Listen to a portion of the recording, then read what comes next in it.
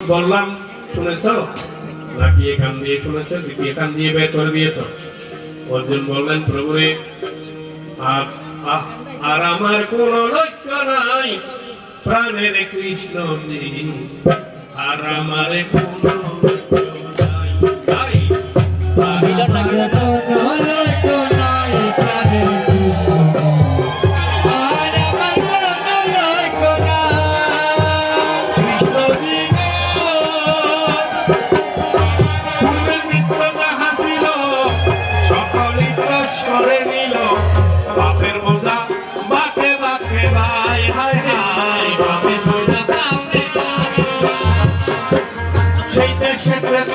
গেলে দমের ব্যবসা বন্ধ হইলে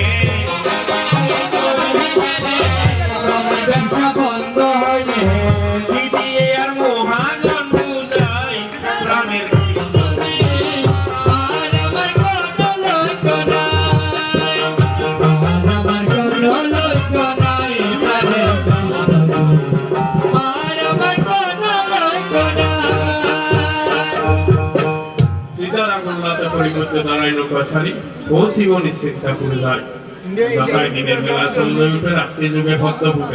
দেশ মালিক হয়ে সুখের সীমা নাই।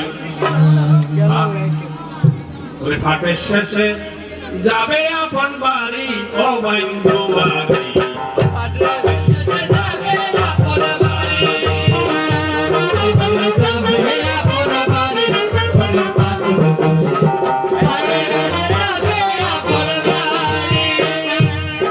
অর্জুন বললেন অর্জুন বাসন নষ্টের মহাস্মৃতির লব্ধ তৎপ্রসাদান্ময় সুখ স্থিতস্মিগত সন্দেহ করিছে প্রভুরে আমার মোহ নষ্ট হয়েছে। যাদের প্রতি আমার বেশি টান ছিল কাকাতো জ্যাঠাতো ভাইদের প্রতি পুরো কুলের প্রতি আমার সমস্ত মোহ কেটে গেছে। আমি এবার বলে বিশ্বাস করেছি তোমার কথা, তুমি কিন্তু জগৎগুরু শিষ্যস্তহম সাধিমান্তব্যপন্ন। কৃষ্ণের চরণে অর্জুন শিষ্য সাজিয়া গেল।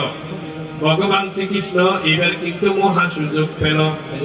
এবার থেকে ভগবান ব্রহ্মবিদ্যা বলতে শুরু যে করিল গীতা পাঠ, গীতা গ্রন্থ কলিযুগে সর্বশ্রেষ্ঠ হইল সঞ্জয় বাচন। এসো এসো মনের মানুষ মিলন মোহনাই গো।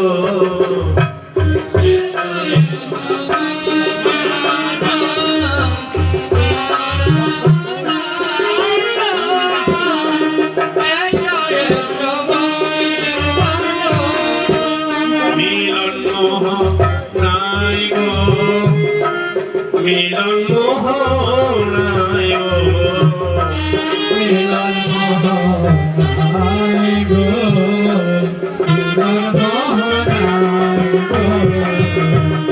এসো এসো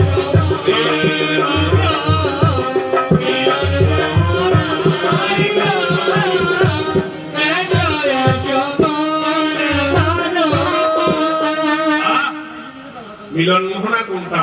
কপালে যেখানে গোপালের ধ্যান হয়, বামে ইরানারি দক্ষিণে পিঙ্গলা, মধ্য সত্যগুণে সুষন্না বিমলা। তাই অদ্বৈতানন্দ লিখেছেন চিফতের মধ্য দেশে সীমান্ত প্রদেশে বসে আছেন মা রাজেশ্বরীর বেশে, সরস্বতী নারী মাঝখানেতে রয়। তাই তো মা বাবা মারা গেলে এক নারী সরস্বতী নারী প্রজ্ঞান নারী স্কন্ধে ধারণ করতে হয়, কিন্তু বুঝে না কেউ।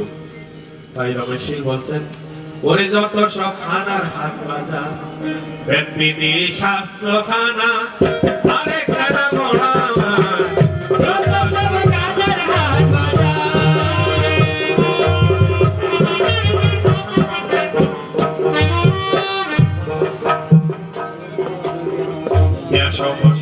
সুতবান ইমং বুদ্ধম পরম যোগং যোগেশ্বরা কৃষ্ণ সাক্ষাৎ তথৈ অবস্বয়ং তাদং সংস্কৃত সংস্কৃত রূপমতি অদ্ভুতং হরে বিস্ময়মে মহান রাজন পৃষ্ঠামি চ পুনঃ পুনঃ যত্র যুগেশ্বর কৃষ্ণ যত্র পাত্র অনুত্তর তত্র শ্রী বিজয়ার মূর্তি